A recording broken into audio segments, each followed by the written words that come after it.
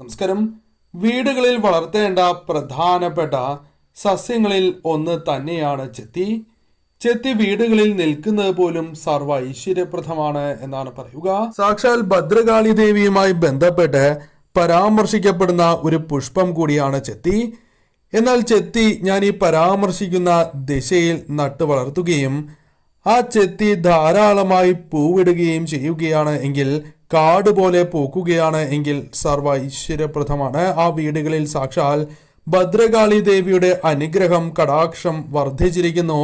കാളിദേവി മൂലം ആ വ്യക്തികൾക്ക് ഉയർച്ചയും സൗഭാഗ്യങ്ങളും ശത്രുക്കളുമായി ബന്ധപ്പെട്ട ദോഷങ്ങളിൽ നിന്നും മുക്തിയും ലഭിക്കാൻ പോകുന്നു എന്ന് തന്നെ അർത്ഥമാക്കാം. ഓം ക്രീം കാളി എന്ന് കമന്റ് ബോക്സിൽ രേഖപ്പെടുത്തുക.